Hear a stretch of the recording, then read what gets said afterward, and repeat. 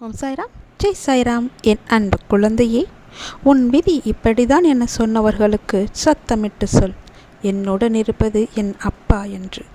விதியையும் மாற்றுவேன், உன்னை புகழின் உச்சிக்கு கொண்டு செல்வேன். கலங்காது இரு, நான் இருக்கிறேன். எப்போதும் உன் கூடவே இருப்பேன். கொஞ்சம் நான் சொல்வதை காது கொடுத்து கேட்டுதான் பாரேன். நான் இருக்கும் வரை உனக்கு எந்த கெடுதலும் நெருங்காது. நான் என்ற அகம்பாகம் உள்ளவர்கள் நிறைய பேர் இருக்காங்க. உன்னுடைய இன்பத்திலும் துன்பத்திலும் அங்கு பங்கு கொள்ளவே மாட்டாங்க. ஏன் காதில் கூட வாங்கி கொள்ள மாட்டார்கள். ஆனால் நீ அழைத்த அடுத்த நொடி, அது இன்பமாக இருக்கட்டும் துன்பமாக இருக்கட்டும், எது ஆனாலும் சரி, நான் உன் அருகிலேயே இருப்பேன். கலங்காதே. நீ என்னுடைய குழந்தை. எத்தனையோ கடினமான பாதைகளை நீ கடந்து வந்திருக்கின்றாய். இப்போதாவது நமக்கு விடிவு கிடைக்காதா என்று காத்திருக்கின்றாய். வருடங்கள் பல ஓடி போயின. உன் பிரார்த்தனைகள் நலமாயின. உன்னுடைய தவத்திற்கான நல்ல பலனை நான் தர வந்திருக்கின்றேன். நீ ஆசைப்பட்டு கேட்டதை உனக்கு தரப்போகின்றேன். உன்னுடைய வீட்டில் சுப நிகழ்வுகள் எல்லாம் நடக்கப் போகின்றது. உன் குடும்பத்திற்கு மகிழ்ச்சியான நிகழ்வாக அது நிச்சயம் இருக்கும். மகிழ்ச்சியாக இரு. மகிழ்ச்சியான வரம் தரும்போது மகிழ்ச்சியோடு அதை பெற்று கவலையின்றி நீ வாழ வேண்டும் அல்லவா? கவலையோடு அதனை பெற முயன்றால் அதன் சக்தி மிகவுமே குறைந்துவிடும். அதனால் உன்னுடைய மனதை தெளிவாக, மகிழ்ச்சியாக, சந்தோஷமாக, நிம்மதியாக வைத்துக்கொண்டு நான் தரும் வரத்தை நீ பெற்றுக்கொள். உன் வாழ்க்கை சந்தோஷமாகவே இருக்கும். உன் கடினமான பாதைகளை நீ எல்லாம் அலசி ஆராய வேண்டாம். அது போனது போன வாழ்க்கை. இனி வரப்போவது உனக்கு நல்லதாக இருக்கும். இன்னும் 1 மணி நேரம்தான். இன்னும் 1 மணி நேரத்தில் நீ சற்றும் எதிர்பார்க்காத ஒரு அதிசயம் காத்திருக்கின்றது. அது பல மடங்கு மகிழ்ச்சியை உனக்கு அள்ளி கொண்டு வரப்போகிறது. நிச்சயம் உன் வாழ்க்கை மேன்மை பெறுவதற்கு அது உனக்கு உதவியாக இருக்கும். யார் பேசினாலும், யார் உன்னை துன்புறுத்தினாலும், யார் உன்னை விட்டு விலகினாலும் எதை கண்டும் நீ அஞ்சக்கூடாது. ஏனென்றால் உன்னோடு நான் இருக்கின்றேன்.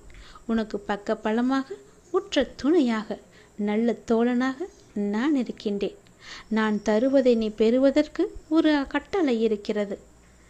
என்னவென்றால், அதை நான் கொடுக்கும்போது நீ கவலையோடு அதனை வாங்கக்கூடாது.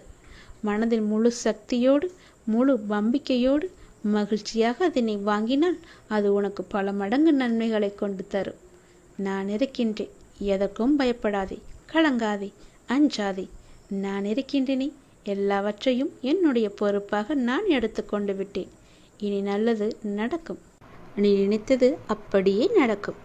நீ விரும்பியது அப்படியே உனக்கு கிடைக்கும். நீ ஆசைப்பட்டது போலவே எல்லாம் மாறும். நீ விரும்பிய வாழ்க்கையே உனக்கு கிடைக்கும். உன்னுடைய தற்போதைய நிலை மாறி மிக மிக அழகான ஒளிமயமான வாழ்க்கை உன்னை தேடி வரும். எதற்கும் கலக்கமடையாதே. உனக்கு நல்லது நடந்தே தீரும். கற்கண்டு போல இனிக்கும் உன்னுடைய வாழ்க்கை.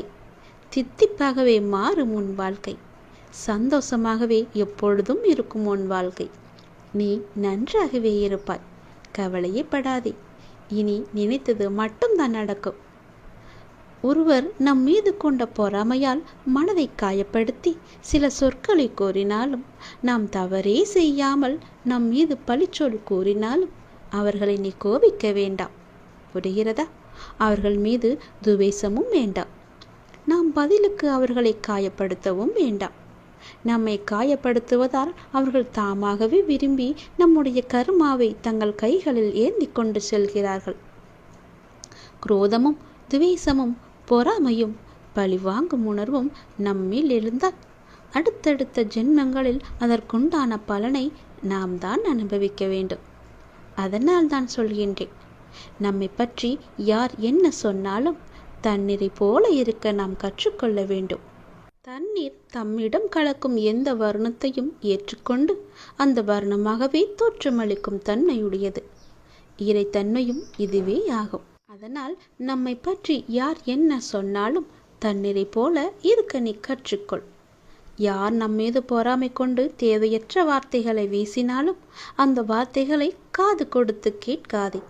திரும்ப அவர்கள் மீது பழி போடாதே. எந்த ஒரு எதிர்மறையும் அவர்களிடம் இருந்து வந்தால் அவர்களை நீ தூர தள்ளி வைத்தால் மட்டும் போதும். தூரமாக தள்ளி வைத்துவிட்டு அவர்களிடமிருந்து நீ விலகி இருப்பதுதான் உனக்கும் நல்லது, உன் எதிர்கால வாழ்க்கைக்கும் நல்லது. இது எல்லாம் நடந்தால் மட்டுமே எல்லாம் மாறும். நீ நினைத்ததும் நடக்கும். உன் தற்போதைய நிலைமை எல்லாம் மாறி மிக அழகான ஒளிமயமான வாழ்க்கை உன்னை தேடி வரும். கலங்காமில்லாமல் குழப்பமில்லாமல் தெளிவாக இரு. உனக்கு நல்லது நடக்கும். கற்கண்டு போலவே உன் வாழ்க்கை சந்தோஷமாக, இனிப்பாக, தித்திப்பாகவே இருக்கும். நீ நன்றாக வாழப்போகின்றாய். நீ நினைப்பது நல்லதாக இருக்கும் போதும் நடத்தி கொடுப்பதும் நான் அல்லவா? அதனால் நடப்பதும் நல்லதாகவே இருக்கும். துன்பம் எல்லாம் தீர்ந்து என்னுடைய அருளால் உன் வாழ்க்கையில் பல நல்லதுகள் இனி நடக்கப் போகின்றது. விதி என்று எதையும் நீ விட்டு விடாதே. அப்பாவிடம் தொடர்ந்து வேண்டும். விதிக்கும் விதிவிலக்கு என்று நான் ஒன்று வைத்திருக்கிறேன். அது உனக்கு வேலை செய்யும். உன் தலையெழுத்தும் மாறும். நான் சொல்வது போலவே செய்தால் உன் வாழ்க்கை மிக நன்றாகவே இருக்கும். நினைத்தது நடக்கும், கேட்டது கிடைக்கும், விரும்பியது வரும், ஆசைப்பட்டது எல்லாம் நடக்கும். உன் அப்பாவின் வாக்கு நிச்சயம் உனக்கு மட்டுமே பலி. உன்னுடைய வாழ்வின் மகிழ்ச்சியான அடுத்த கட்டம் ஆரம்பித்து விட்டது. உனக்கு இப்போது நன்றாக புரிந்திருக்கும். இதுவரை கடினமாக இருந்த உன்னுடைய வாழ்க்கையின் முதல் பாகம் இப்போது மகிழ்ச்சியான இரண்டாம் பாகமாக மாறுவதற்கான அறிகுறிகள் எல்லாம் இனி நடந்து கொண்டிருப்பதையும் இனி நடக்கப் போவதையும் நீ உணர்ந்திருப்பாய்தானே? அப்படி உணரவில்லை என்றால் நீ அதை வரும் நாட்களில் நிச்சயம் உணர்வாய். உன்னுடைய வாழ்வின் அடுத்த கட்டம் மிக மகிழ்வாகவே இருக்கும். உனக்கு பிடித்த மாதிரியே இருக்கும். உன் வாழ்க்கை முடிந்து போகவில்லை. இனிமேல் தான் ஆரம்பிக்கப் போகிறது. சந்தோஷமாக மாறப்போகிறது. ராஜ வாழ்க்கை உனக்கு ஆரம்பித்து விட்டது. நீ மகிழ்ச்சி கொள்ளப் போகிறாய்.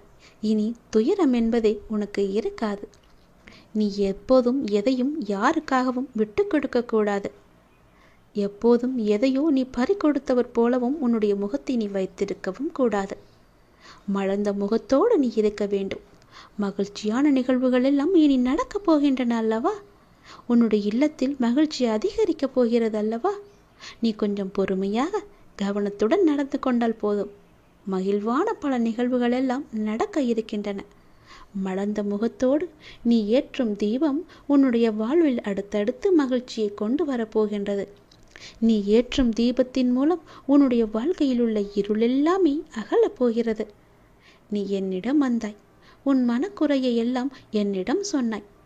உன்னால் சொல்ல முடியாத அளவுக்கு கூட நீ தவித்து நின்றாய். உன் மனச்சுமையை உன்னால் இறக்கி வைக்க முடியாத அளவுக்கு உன்னுடைய மனம் பாரமாக இருக்கின்றது. ஆனால் நீ என்னுடைய கோவிலின் படியில் காலெடுத்து வைத்த அடுத்த நிமிடமே நானே உன்னை கவனித்தேன். உன்னுடைய மனப்போக்கை கவனித்தேன். நீ விரும்பிய ஒரு மாற்றத்தை நீ கேட்காமலேயே நான் உனக்கு தரப்போகின்றேன். அதை கண்டு நீ மகிழ்வாக விரைவாக சந்தோஷத்தில் நனையப் போகின்றாய். எப்போது என்று கேட்காதே. நிச்சயம் நடக்கும்.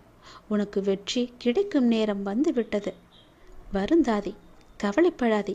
உன் வாழ்வில் நான் இருக்கின்றேன் என்பதை நீ சுத்தமாக மறந்து விட்டாய் என்றால் உன் வாழ்வில் நல்லது நடக்காமல் கூட போகலாம்.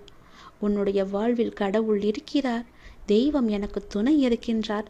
நான் வணங்கும் அப்பா என் கூடவே இருக்கின்றார். என்னை சுற்றி பாதுகாத்து கொண்டே இருக்கின்றான் என்ற நம்பிக்கை உனக்குள் இருந்தால் உன் வாழ்க்கையின் அடுத்த கட்டம் மிக மகிழ்ச்சியாக இருக்கும்.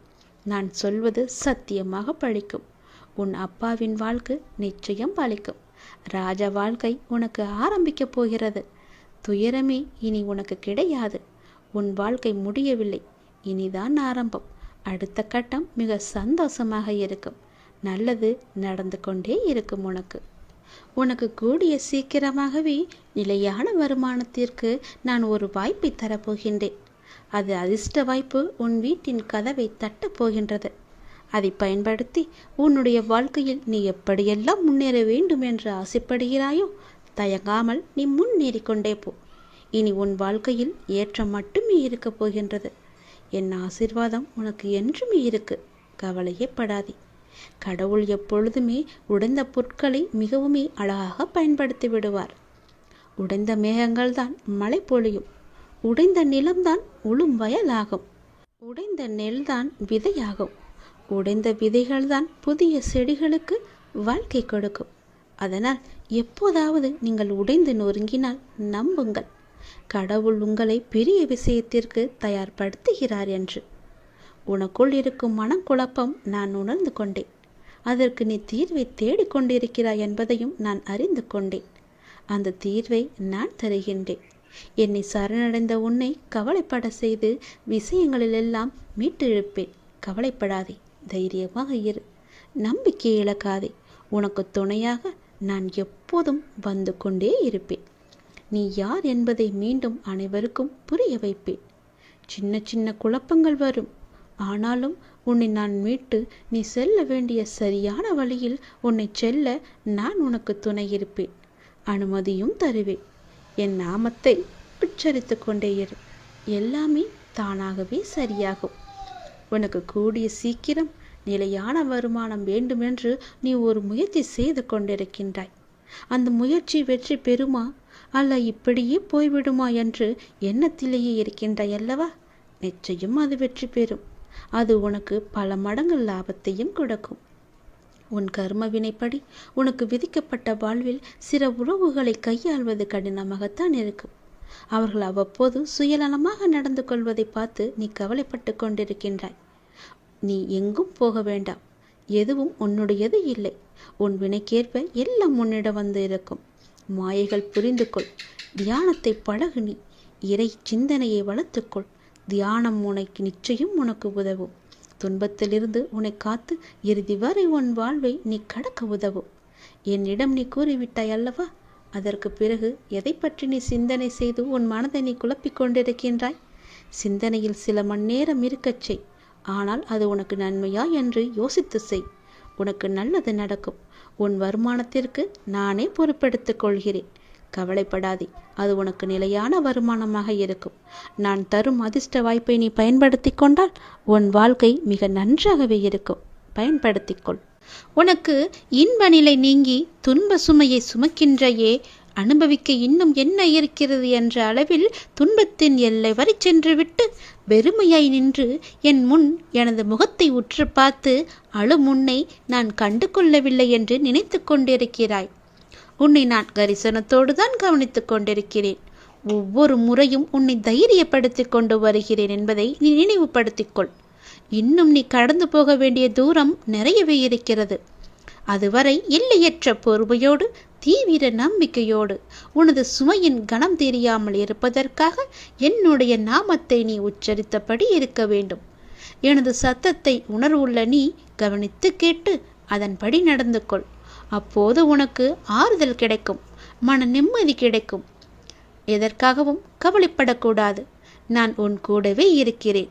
எது வந்தாலும் நான் உனக்கு அருள் செய்ய காத்து கொண்டிருக்கிறேன். நீ விழிப்புணர்வுடன் இரு, விழித்துக்கொள். எல்லாமே உனக்கு நல்லதாகவே நடக்கப் போகிறது. நீயே என் துணை, நீயே என் காவல், நீயே என் வழிகாட்டி, நீயே என் குறிக்கோள், நீயே என் அப்பா, நண்பன் என எல்லாமே நீதான் அப்பா என்னை அழைத்து வந்தாய் உன் வீட்டிற்கு, உன் இடத்தில். அப்படி இருக்கும்போது உனக்கான நல்லதை செய்ய நான் தவற மாட்டேன். எனது உறுதிமொழி இது. எனது உறுதி ஒருபோதும் பொய்யாக இருக்க முடியாது. அது தாமதமாகும், ஆனால் அது தப்பாமல் உனக்கு கிடைக்கும். நம்பிக்கையோடு இரு. நீங்கள் நடந்து செல்லும் பாதை அவ்வளவு எளிதானது அல்ல, மிகவுமே கடினமானது. ஏகப்பட்ட சோதனைகள் உங்களை தாக்கலாம். ஆனாலும் என்ன, ஒன்றை மட்டும் நீ நினைவில் கொள். உங்களுடைய குரு நான் உங்களை இருக்க பற்றி இருக்கிறேன். உன்னுடைய கடவுள் உன்னை இருக்க பிடித்திருக்கிறேன். நீங்கள் செல்லும் பாதையில் இடர்பாடுகளை எல்லாம் கலந்து உங்களின் இலக்கை வெற்றிகரமாக கடக்க நான் துணை புரிவேன். நீங்கள் முழுமையாக நம்பும் நான் உனக்கு எல்லாவற்றையுமே செய்ய காத்து கொண்டிருக்கிறேன். இனி உன்னுடைய வீட்டில் நீ கேட்டபடியே எல்லாமே நடக்கப் போகிறது. உன் வீட்டில் மங்களகரமான நிகழ்வுகள் எல்லாம் நடைபெறப் போகிறது. நீ அதற்கான முயற்சியை செய்.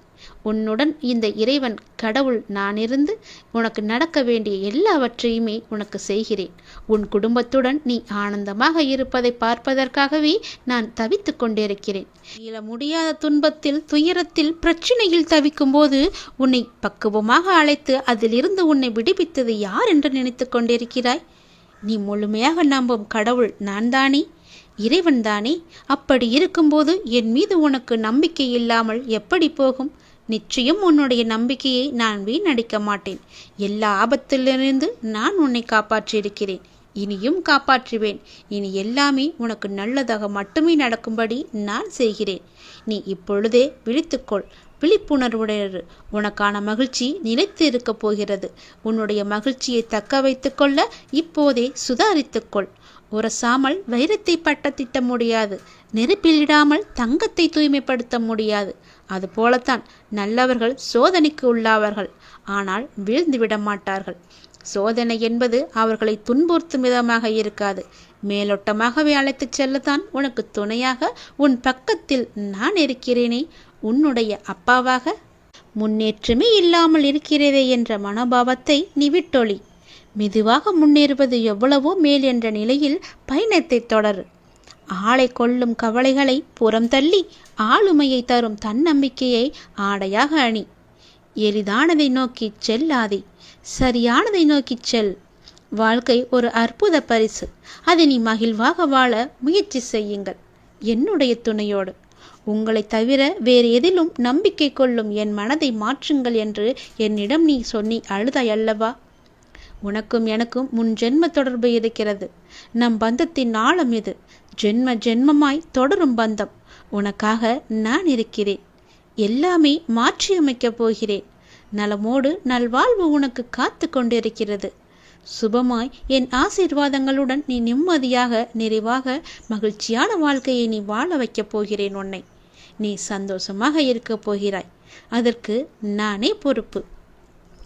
வாழ்க்கையை எல்லாவற்றிற்கும் ஒரு மாற்று கருத்து வைத்திருக்கிறது, மாற்றம் ஒன்றை வைத்திருக்கிறது. அது நமக்கு பிடித்திருக்கிறதா இல்லையா என்பதை பற்றியெல்லாம் அதற்கு கவலை இல்லை. சூழ்நிலைக்கு ஏற்ப நீ உன் மனதை திடப்படுத்த வேண்டும். 2 வார்த்தை பேச வேண்டிய இடத்தில் அதிகம் பேசுவது தவறு.